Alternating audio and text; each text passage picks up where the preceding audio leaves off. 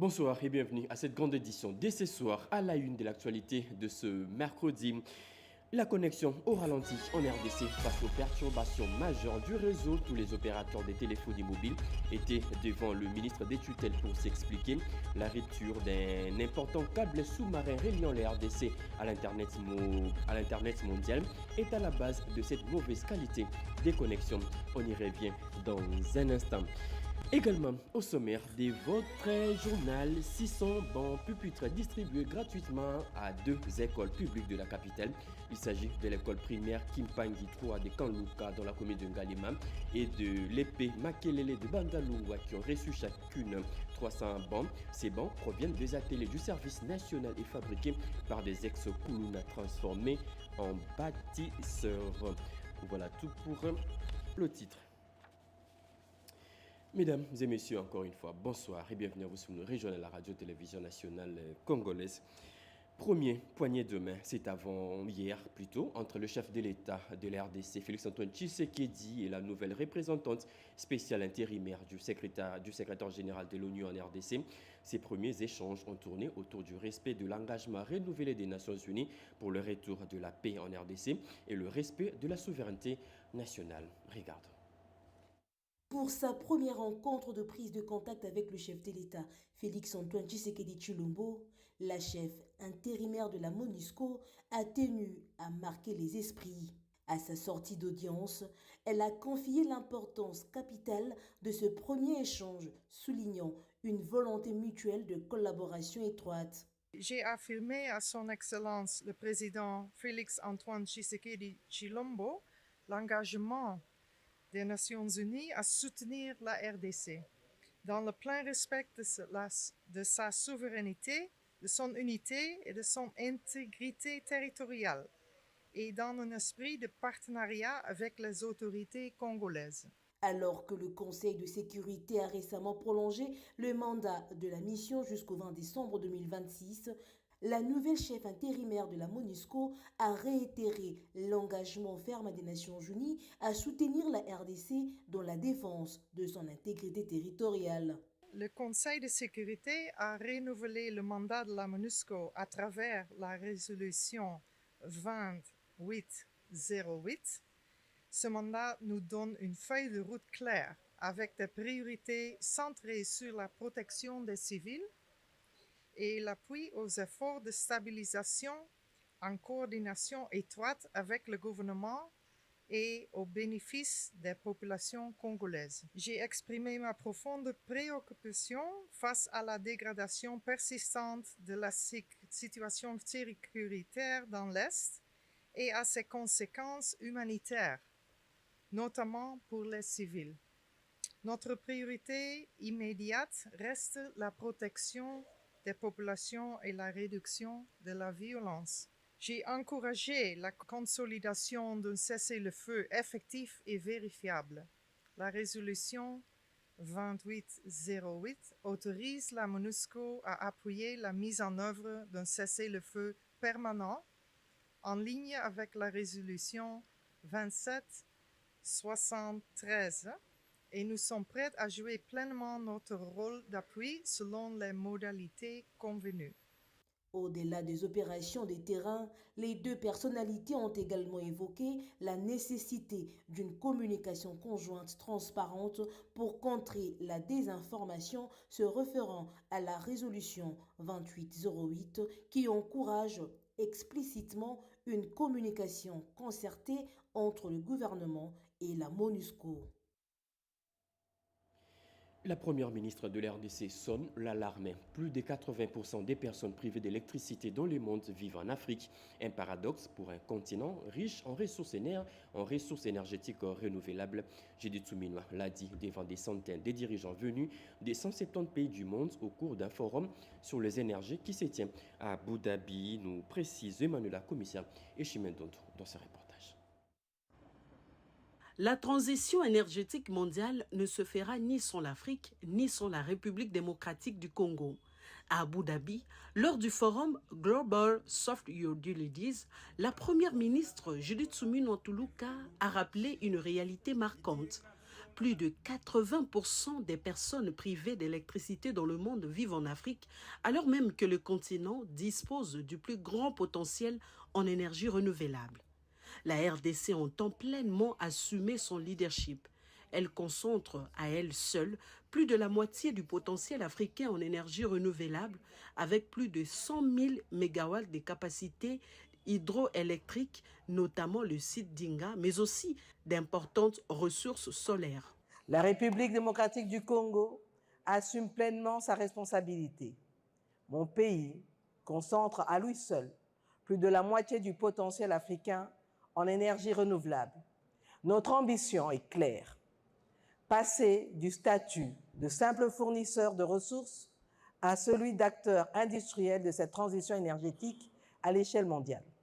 Enfin, il est important de rappeler qu'aucune transition énergétique durable ne peut se construire dans un contexte d'instabilité prolongée. La guerre injuste qui persiste à l'est de la République démocratique du Congo constitue un frein majeur à nos efforts de développement, à la sécurité des investissements et à la stabilité régionale. La consolidation de la paix en République démocratique du Congo est non seulement une priorité nationale, mais aussi un enjeu collectif pour le succès des engagements climatiques et énergétiques du Sud global.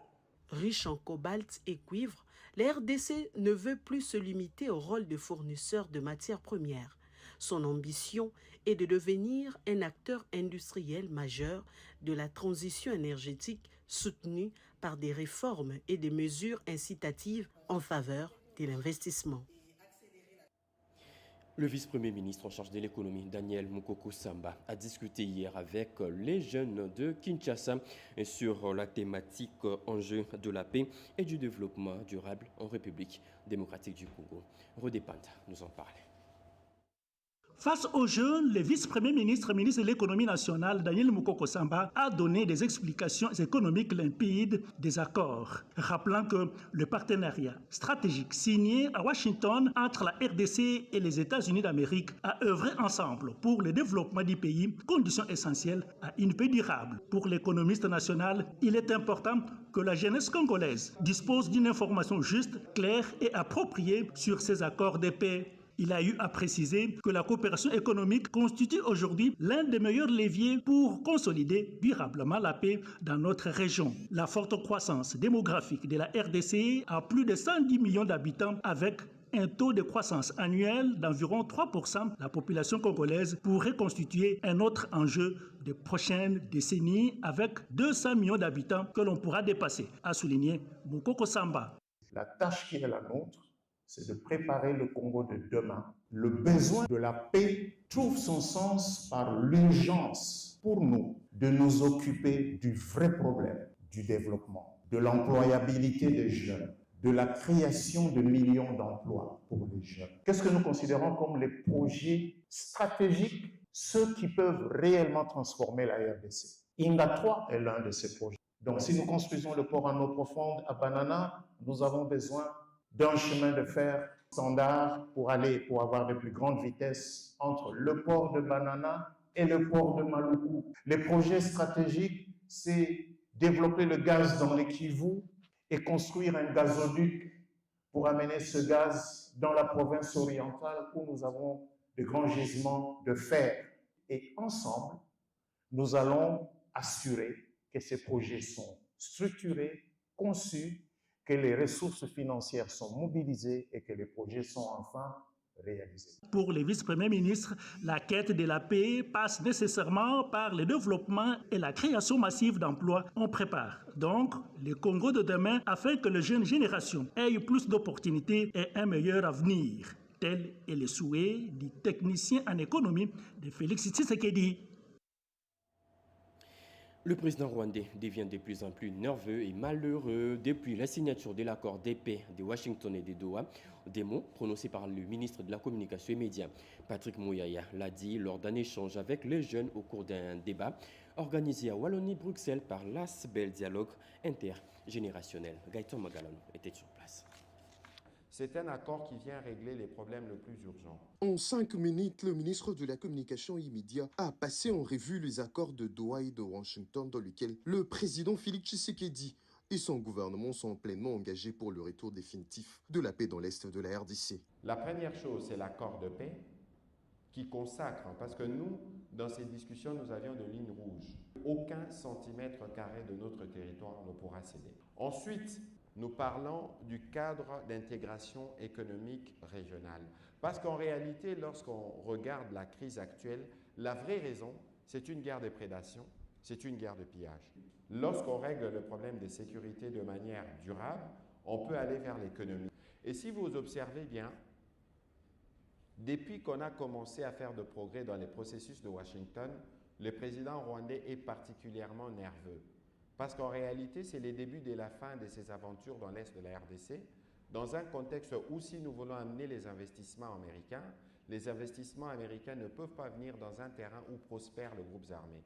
Donc on doit passer par la transparence et c'est à travers la violence, les groupes armés, les massacres, que les présidents rwandais profitent du processus de pillage de nos ressources. Et donc, s'il y a bien quelqu'un qui est malheureux après la signature de ces accords, c'est lui. S'inscrivant dans une démarche de redevabilité, le porte-parole du gouvernement a exhorté la jeunesse à s'impliquer activement aux côtés des institutions avant d'inviter le jeune à faire de l'engagement citoyen un levier de paix durable. Patrick Mouyaya a également dénoncé le rôle du Rwanda dans le soutien aux groupes armés. En conclusion, il a appelé à une mobilisation collective et durable. Aujourd'hui, ceux qui pensent que cette guerre est une guerre entre guillemets du régime, ils se trompent. Si vous ne vous levez pas aujourd'hui, demain, vous risquez d'hériter des problèmes qui seront plus graves. C'est pour ça qu'il est important que nous tous, quelles que soient nos couleurs politiques, qu'on se mobilise autour du président aujourd'hui parce que c'est lui qui incarne la République démocratique du Congo pour que nous puissions en finir. Ici est de noter que ce panel a conduit la participation du vice-premier ministre de l'économie nationale, Daniel Mukoko-Samba, du président du Conseil national de la jeunesse et tant d'autres invités de marque. Les Congolais, plus particulièrement les Kinois, très fâchés suite à la mauvaise qualité d'Internet qu'offrent les entreprises de télécommunications ces derniers temps. Les abonnés dénoncent aussi la disparition des forfaits et des crédits, pourtant achetés mais non consommés. Colère exprimée au micro de Chimendonto. La dégradation de la connexion Internet et de services de télécommunications observée ces derniers jours a suscité une vive inquiétude au sein de la population quinoise. De nombreux usagers dénoncent la perte de leur forfait Internet et crédits de communication pourtant achetés mais non utilisés, qui auraient expiré sans consommation effective. Dans plusieurs communes de la capitale, les abonnés expriment leur incompréhension face à cette situation qu'ils jugent injuste, surtout dans un contexte économique déjà difficile. Sur ce sujet, je dirais que la connexion ces derniers temps est vraiment très mauvaise. La connexion, je dirais, tous les réseaux, au fait, et le canal box, la connexion ne passe presque pas, elle est très lourde. Vous pouvez recharger les mégas, mais vous n'allez pas utiliser parce que la connexion ne passe pas. Ce problème nous dérange vraiment et nous aimerions avoir des solutions sur ça. Déjà, on peut mettre le méga d'un mois, on peut mettre 2 jours, mais ça ne traîne pas. La connexion est très perturbante et on ne sait pas quoi faire. Alors, si vous pouvez nous aider pour qu'ils puissent au moins améliorer la façon dont on est en train d'utiliser, parce que si ils font comme ça, on risque même de ne plus utiliser la connexion. Donc, c'est tout un problème.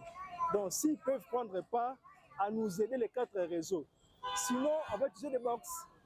Parce qu'avec ça, nous souffrons vraiment. Donc, on demande une aide si vite, une aide d'une manière non obligatoire, mais d'une manière hospitalière pour nous aider aussi à faire quoi? À être l'air abonné. Donc, on a un petit souci concernant le réseau que nous utilisons ces derniers temps. Face à cette situation, les utilisateurs de l'Internet appellent le gouvernement congolais à s'impliquer davantage. Ils demandent une collaboration étroite entre l'État et les opérateurs de télécommunications afin de garantir un service de qualité, transparent et équitable.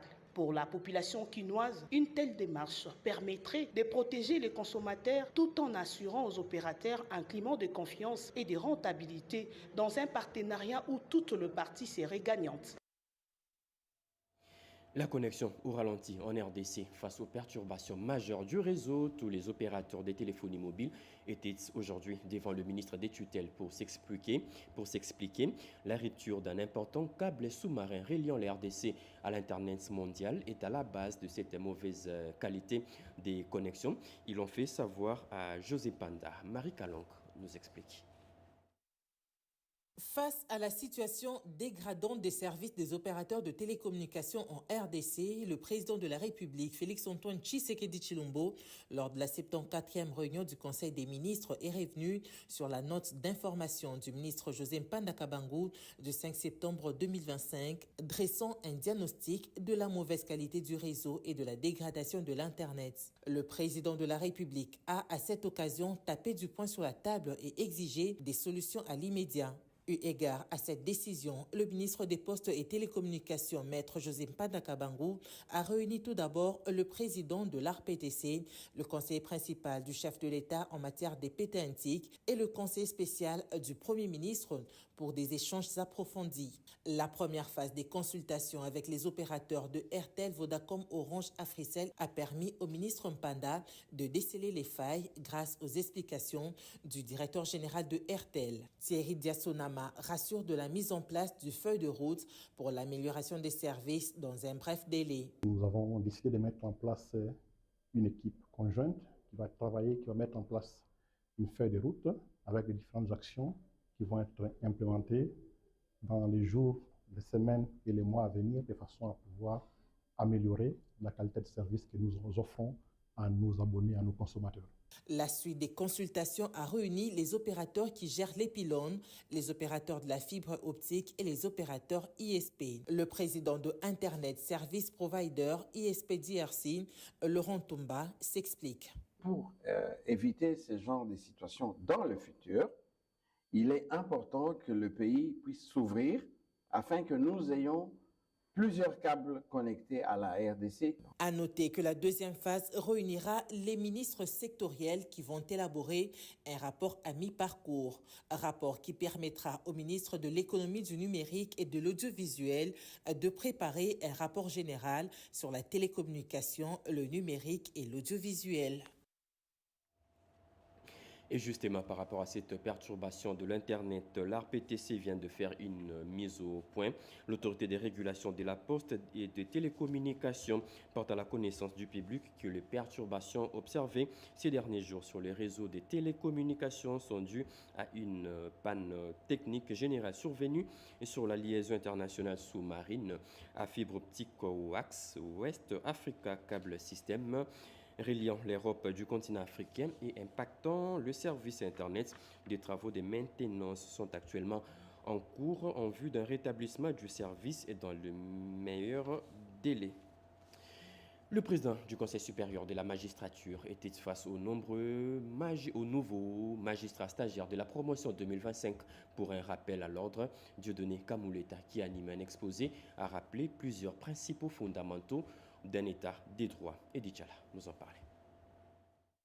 Accueilli par le secrétaire permanent porte-parole du Conseil supérieur de la magistrature, entouré de quelques membres de son staff, le président de la Cour constitutionnelle et président du Conseil supérieur de la magistrature a pour un instant troqué la solennité de la haute juridiction pour la casquette de professeur. Devant les magistrats stagiaires de la promotion 2025, Dieudonné Kamouleta Badibanga a animé un module essentiel, centré sur une exigence fondamentale de l'état de droit. Le procès équitable, c'est autour de ce principe que s'est articulée une leçon magistrale à la fois rigoureuse, pédagogique et empreinte de responsabilité. Pourquoi le procès équitable ce module est très important pour vous? Parce que vous êtes tous des officiers du ministère public. L'acte que vous posez en entendant, en auditionnant un inculpé, sachez déjà que dès ce moment-là, vous contribuez à un procès. Alors que la formation initiale touche à son terme, les magistrats de la promotion 2025 sont attendus au tournant.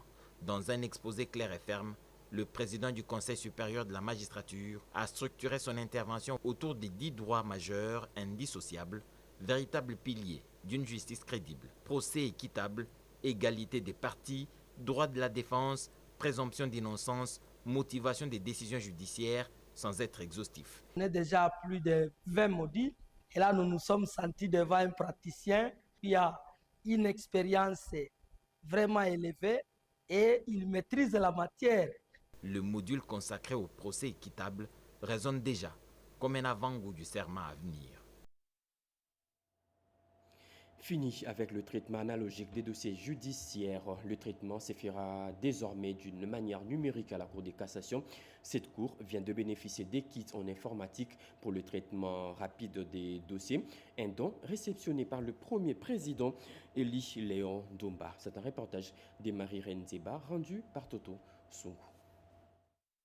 Le processus de dématérialisation des services de la Cour de cassation est effectif. Le haut magistrat et le greffier se sont vus remettre des ordinateurs et autres matériels informatiques de la part du premier président de la Cour de cassation, le professeur Ndomba Kabeya et Léon. La remise de ces matériels informatiques répond à la vision du premier président de la Cour de cassation de renforcer les capacités des hauts magistrats en vue d'accélérer le traitement des dossiers. Je salue cette initiative de M. le Premier Président de la Cour de cassation qui contribue au renforcement des capacités opérationnelles des magistrats de la Cour de cassation. Et comme vous l'avez si bien dit, la dématérialisation des procédures à la Cour de cassation aura un impact sur l'efficacité de la justice à ce niveau-là.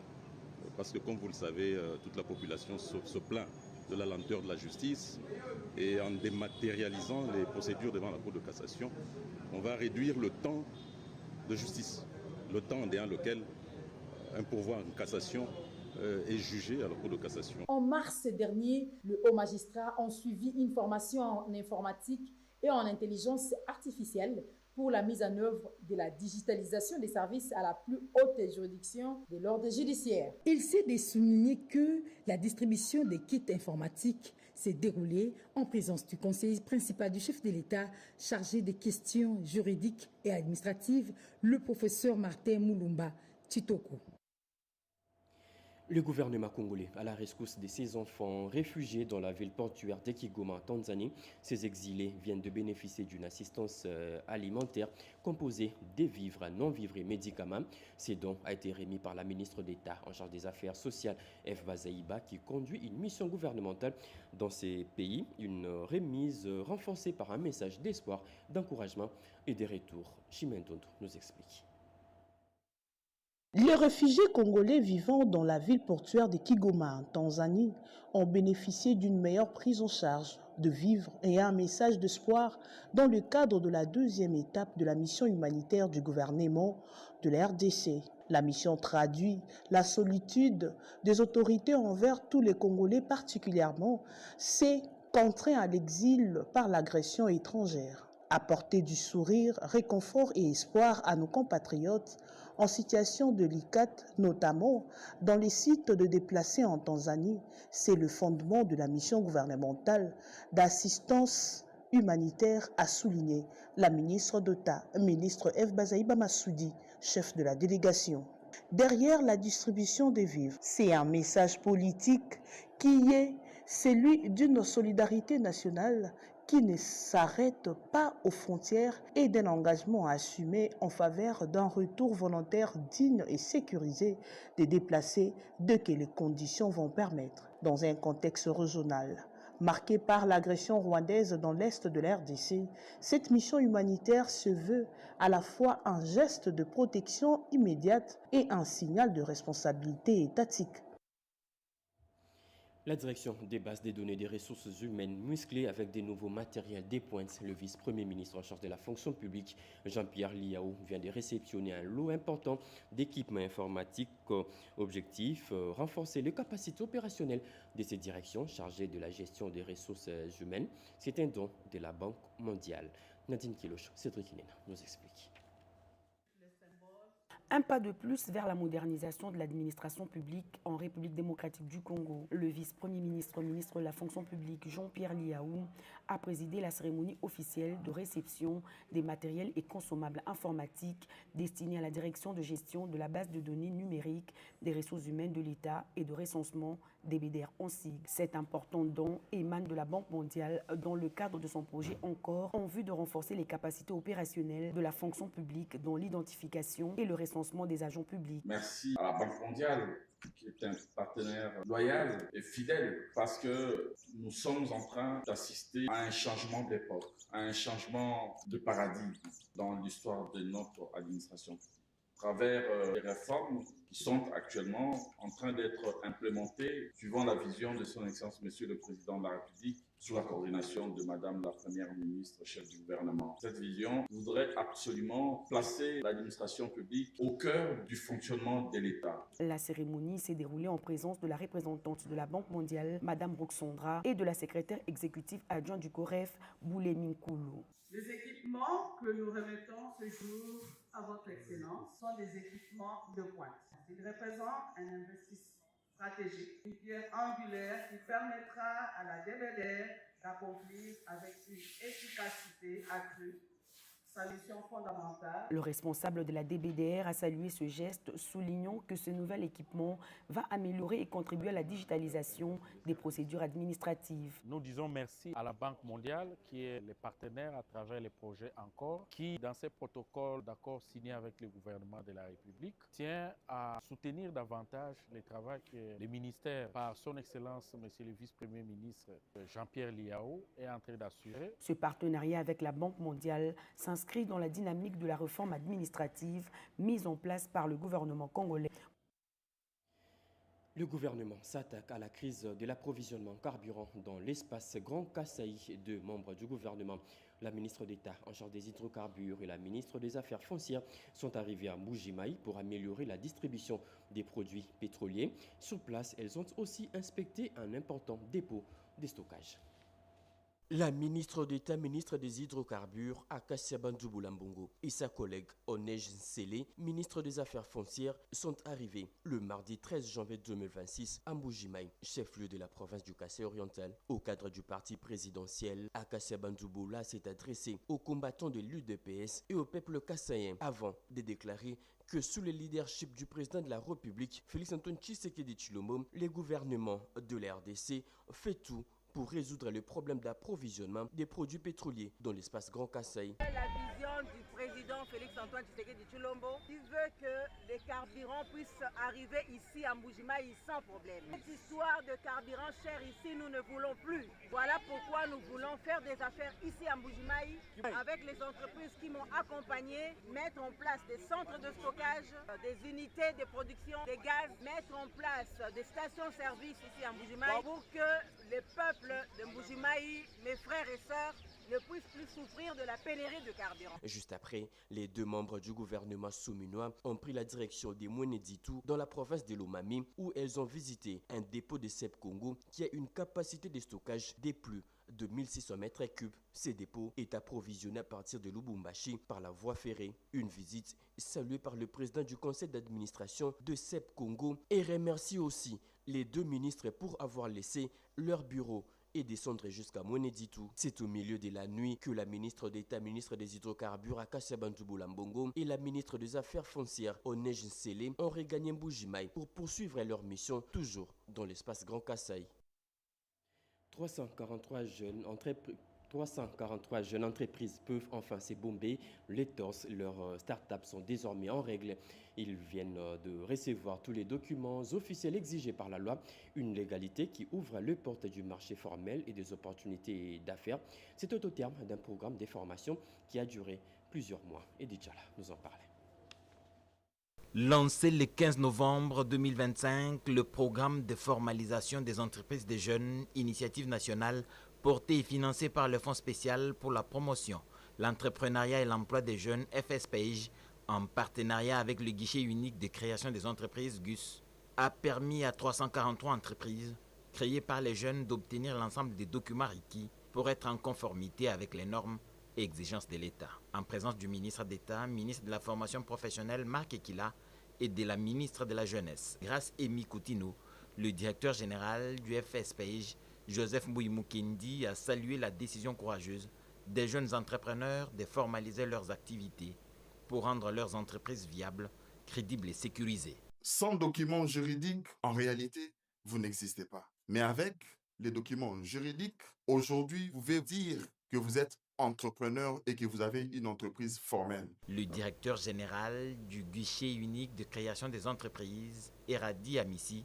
a exprimé sa satisfaction quant au partenariat conclu avec le FSPJ, une première cohorte qui connaît un aboutissement heureux. Que nous avons cru à cette possibilité de pouvoir promouvoir l'entrepreneuriat des jeunes. Les jeunes entrepreneurs, visiblement enthousiastes, ont exprimé leur gratitude, soulignant l'importance de ce programme pour leur avenir. La prochaine cohorte s'étendra à d'autres provinces du pays, conformément à la volonté du gouvernement de promouvoir l'entrepreneuriat des jeunes à l'échelle nationale à travers le FSPJ, son instrument chargé de la mise en œuvre des politiques publiques en matière d'entrepreneuriat et d'emploi des jeunes. Un plaidoyer de financement de plusieurs projets pour lutter contre le chômage des jeunes dans la province du Nord qui vaut déjà sur la table du Fonds de promotion de l'industrie. Plaidoyer déposé auprès du directeur général adjoint du FPI par un élu national du coin. D'autres précisions avec Alain Bikaï. Au cours de ces échanges, le LUI de Guadeloupe a mis en lumière l'effort potentiel économique du Nord-Ubangui en insistant particulièrement sur les opportunités offertes par l'agriculture, la transformation des produits locaux ainsi que le développement des petites et moyennes entreprises. Il a plaidé pour le financement des projets structurants capables de générer des emplois durables, de lutter efficacement contre le chômage des jeunes et de stimuler l'industrialisation de la province. Lors de mon séjour à Guadeloupe, j'ai eu à rencontrer des jeunes entrepreneurs, des jeunes pleins d'idées et qui ont des difficultés de trouver des moyens pour financer leurs projets. Ça m'est venu à l'idée de frapper à la porte du FPI, du Fonds de promotion de l'industrie, pour essayer de faire entendre l'écho de nos jeunes qui sont dans le Nord-Ubangui. Moi, comme élu, je ne suis qu'un incubateur. Je fais le fil d'interface entre les institutions et la population. De son côté, le directeur général adjoint du FPI, Blaise Mastaki Birindois, a salué une démarche responsable, inclusive et tournée vers le développement.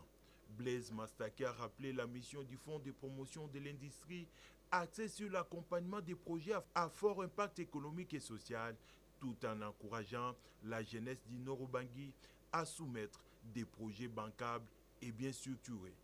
Cette audience ouvre les perspectives prometteuses pour un engagement renforcé du FPI en faveur de l'émergence d'un tissu industriel local, dynamique et durable dans la province du Nord-Ubangui. C'était en 2012, 14 ans déjà, depuis que le Bloc uni pour la Renaissance et émergence du Congo a été créé. Loin des célébrations festives, Julien Paluku, autorité morale, a placé cette commémoration sous les signes de la compassion envers les populations de l'Est meurtries par les conflits. Des milliers de déplacés, des réfugiés congolais fuyant la guerre d'agression du Rwanda, vivant au Burundi, voisins, manquent presque de tout. Face à ces calvaires, les Blocs unis pour la Renaissance et l'émergence du Congo, pour son 14e anniversaire, vient à la rescousse de ses compatriotes exilés. Une enveloppe consistante réceptionnée ces jours par le secrétaire fédéral du Burek Sud Kivu, de main du sénateur Jean-Marie Katokiolo, également président intérimaire du Burek, permettra d'assister ces réfugiés. Dans les acquis du Burek, en dehors d'action politique, il y a aussi d'action sociale et humanitaire. Nous partageons leurs souffrances. Nous recommandons de résister. La situation va se rétablir parce que nous croyons à des initiatives qui sont en train d'être entreprises par le chef de l'État. Ce 14e anniversaire, célébré sous les signes de solidarité et de compassion envers la population de l'Est, victime de massacres et de guerres récurrentes. Au Nord Kivu, plusieurs cadres militants, avec à leur tête les députés provinciaux et Likiakoulé, ont pris d'assaut les centres de transfusion sanguine de la ville de Béni, où ils ont donné gratuitement leur sang par solidarité aux militaires et civils basés dans cette zone victimes des atrocités des terroristes à ADF. Nous remercions les camarades de Kinshasa qui ont cotisé pour soulager une maman qui a fui avec des enfants au dos jusqu'à Fizi, qui d'autres sont dans les camps de réfugiés à Bujumbura. Dans son message à l'intention des cadres militants, l'autorité morale du parti Julien Paluku Kaonga ministre du Commerce extérieur, a salué la bravoure des populations de l'Est, qualifiées d'héroïques face au massacre et à l'occupation de l'armée rwandaise. 600 bons pupitres distribués gratuitement à 2 écoles publiques de la capitale. Il s'agit de l'école primaire Kimpangi 3 de Kanluka dans la commune d'Ngalima et de l'épée Makelele des Bandalungwa qui ont reçu chacune 300 bancs. Ces bancs proviennent des ateliers du service national et fabriqués par des ex-Kuluna transformés en bâtisseurs. Cédric Ina et Tony Djouma nous en parlaient. Pas d'école sans bancs. Le service national en action à Kipangi. Sous la houlette du lieutenant-général Jean-Pierre Kasongo-Kabwiki, cette action concrétise la vision du chef de l'État Félix-Antoine Tshisekedi qui place l'éducation au cœur du développement national.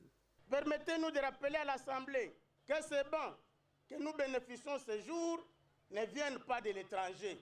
Ces bancs ont été fabriqués ici même, en République démocratique du Congo, par les jeunes bâtisseurs du service national, autrefois appelés Kuluna, aujourd'hui transformés en artisans, menuisiers, citoyens utiles. Les élèves, quant à eux, n'ont pas caché leur joie.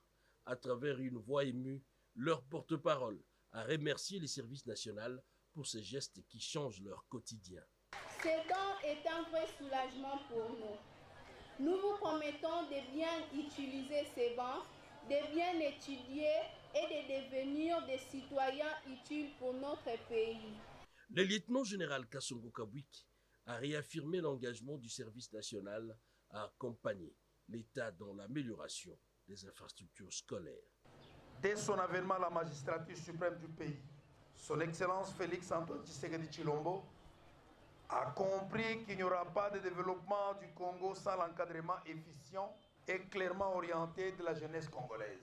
La meilleure façon de soutenir cette politique du président de la République, c'est d'utiliser ces bancs en bon père de famille afin qu'ils puissent servir plusieurs enfants et pendant plusieurs années. Avec de tels actes, le service national ne se limite plus à la production agricole ou à la formation, mais devient un levier social majeur au service de l'avenir de la jeunesse congolaise. Clôture aujourd'hui à Lubumbashi des travaux de validation du manuel des procédures du poste frontière arrêt unique des Chaloué. La partie zambienne et congolaise qui ont chacune effectué un travail de son côté ont fait une mise en commun de leur travail. Anita Luamba et Robert Kalemba pour la suite. La signature du manuel d'exploitation du poste frontière à arrêt unique de Chaloué a eu lieu ce mercredi 14 janvier 2026 à Lubumbashi. Le document a été paraphé par Jean-Claude Mido Bouité, directeur général adjoint de l'Agence congolaise des grands travaux pour la RDC, et Jaïros Ango, DGA de la Road Development Agency pour la Zambie. Cette cérémonie marque la clôture des travaux de validation du manuel opérationnel du PFAU de Chaloué qui ont réuni pendant 3 jours les comités techniques congolais et zambiens. Dans son allocution de clôture, Jean-Claude Mido Bouité a salué l'engagement des experts des 2 pays et la qualité du travail accompli dans le climat du dialogue constructif ayant permis de finaliser ce document stratégique. Les assises ont rassemblé plusieurs institutions clés, notamment les ministères en charge des infrastructures, la CGT, le concessionnaire GED Africa et les services frontaliers. L'événement s'est déroulé en présence de son Excellence Derrick Sikombe, ministre zambien du Commerce et de l'Industrie, et de Paul Kosita, ambassadeur de la Zambie en RDC. Fruit d'un travail conjoint, le manuel validé est conforme aux législations nationales et harmonisé avec les normes du COMESA, de la SADC et de l'Union africaine. Il vise à faciliter les procédures douanières, renforcer la coopération bilatérale et stimuler la compétitivité économique entre la RDC et la Zambie. La ville de Bunia en Ituri, transformée en véritable grand chantier, des gros travaux de construction des routes et bâtiments s'y font depuis 2021. Pour l'instant, 70 km des routes sont déjà asphaltés. Des travaux qui changent le visage de la ville, de quoi rendre fiers les habitants de ces coins.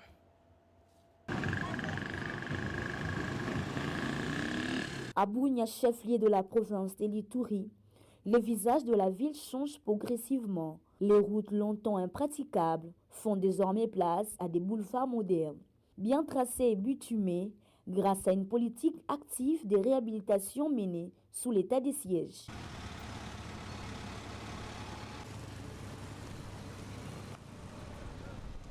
Depuis mai 2021, le gouvernement provincial, sous l'impulsion du gouverneur militaire, a lancé plusieurs chantiers. Aujourd'hui, plus de 62 km de voiries urbaines sont déjà asphaltées, représentant près de 80% de boulevards de quartiers de la ville, dont les communes de Chari, Mbounia et Nyakasanza.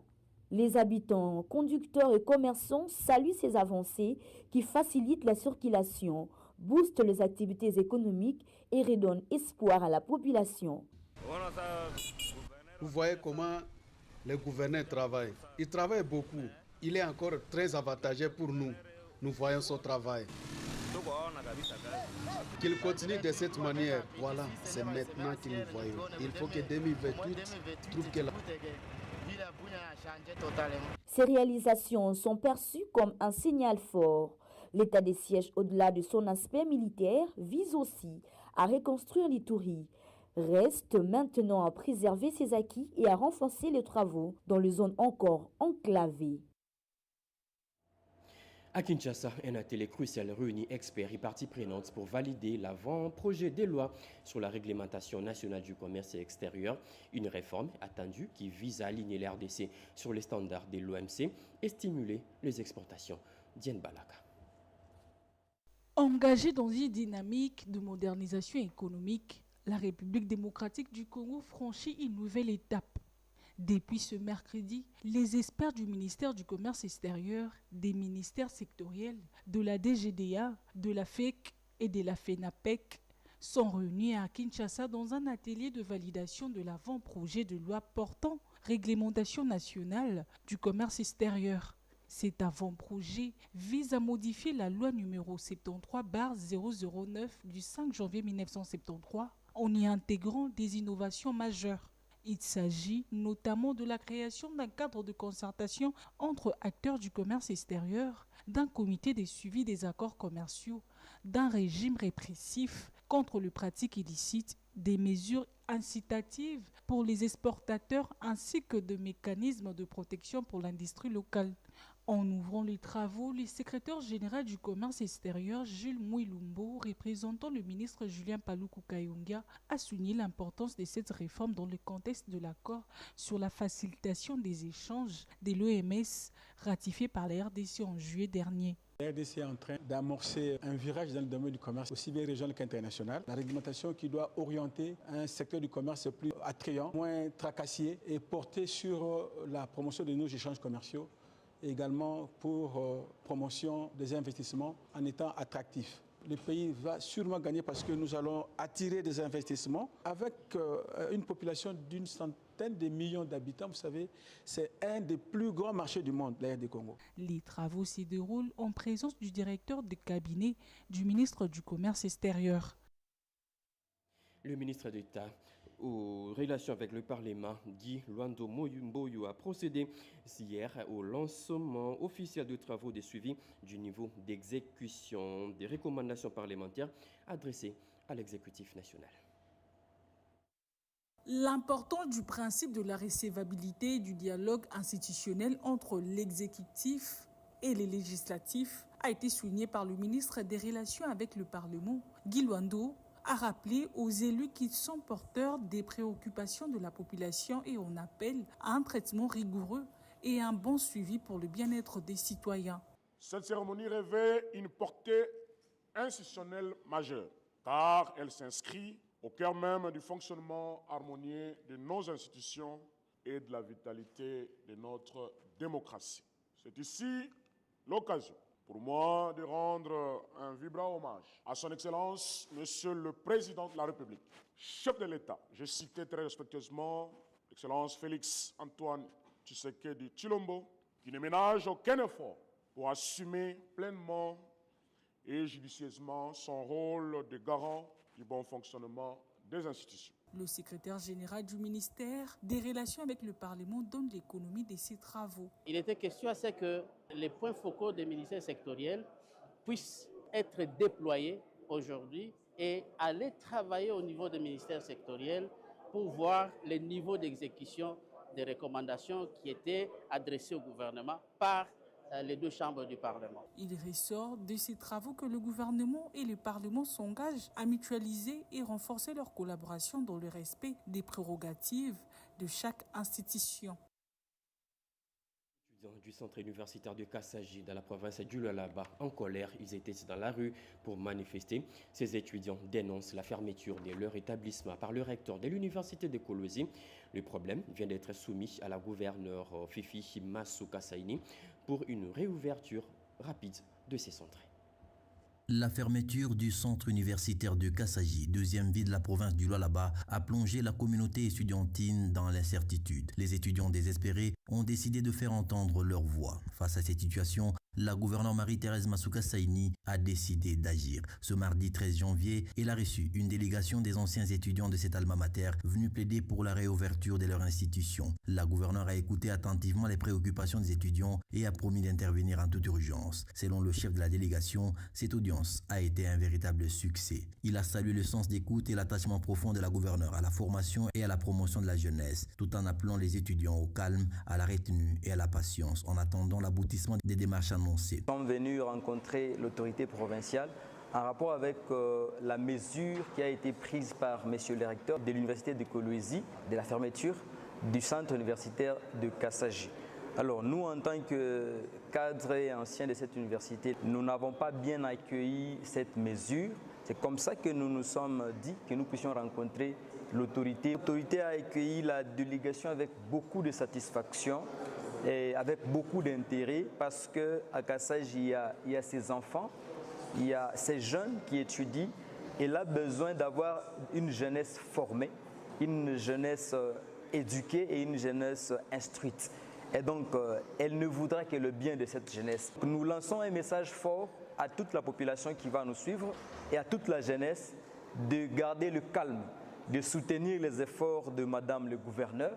La gouverneure Marie-Thérèse Massou Kassaini a compris l'enjeu et se dit déterminée à agir pour le bien-être de la jeunesse de la province du Lualaba. Le centre universitaire de Kassaji est depuis plusieurs années un outil stratégique de formation des cadres, non seulement pour le territoire des Dilolo, mais aussi pour plusieurs autres coins du pays. Sa réouverture vaut son pesant d'or car elle représente un investissement durable dans l'avenir de la jeunesse et un levier essentiel pour le développement socio-économique de la province du Lualaba. Les larmes coulent à la RTNC qui vient de perdre 2 de ses directeurs dans moins d'une semaine. Tout d'abord, le directeur Médard Liefembou Yalmanga, décédé le mercredi 7 janvier dernier à Kananga au Kasaï central où il était en mission académique. La dépouille mortelle est arrivée cet avant-midi à l'aéroport international de Njili. Plusieurs agents et cadres étaient sur place pour accompagner les corps de l'illustre disparu de l'aéroport jusqu'à la morgue du cinquantenaire Edi Djala.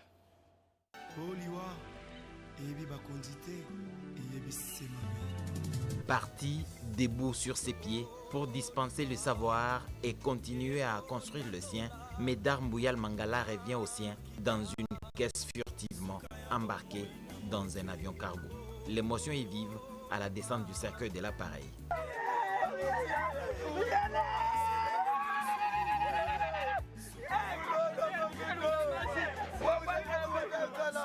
Le directeur général adjoint de la radio-télévision nationale congolaise, Joseph Adolphe Voto, s'est réveillé de bonne heure pour conduire personnellement la délégation d'accueil du corps. Les larmes ont coulé à profusion à la vue de cette caisse contenant le corps sans vie du journaliste Médard Mbouyal Mangala. D'autres collègues, certains membres de sa famille biologique, ainsi que les responsables de la RTNC, avaient précédé à la morgue du cinquantenaire pour voir ce corps sans vie du journaliste Médard Mbouyal, décédé le 7 janvier dernier à Kananga, dans la province du Kasaï central, rentré dans la morgue.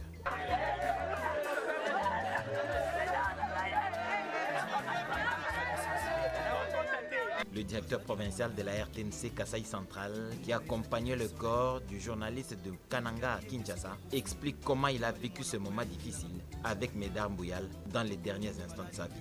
En attendant le programme des obsèques, le corps est gardé à la morgue du cinquantenaire et le deuil se tient au domicile du défunt, sur la 13e rue, dans la concession Nico Kassanda.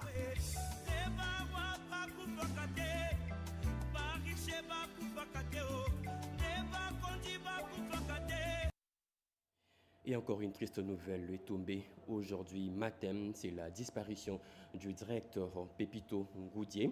Le célèbre présentateur de l'émission Libala Bosembo est décédé aujourd'hui à 10h. Suivons l'une de ses prestations.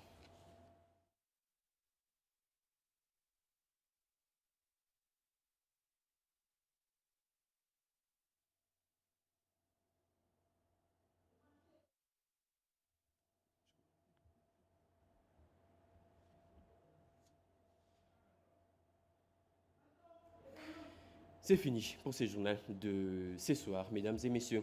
Ce journal a été coordonné par Bobette Yenga, réalisé par Rodé Panderamadan Poki. La partie technique a été assurée par Derek Kyungu Silumu, Rubens Kumbu Peshomu Bengadjeri Mawasa. Les tout sous la direction de Jacques Kaboba Moukomina Sedouga et Guy Matundulu Sala. Merci de nous avoir suivis. Prochain rendez-vous de l'actualité, c'est à 23h avec Gaëtan Magalan. Au revoir.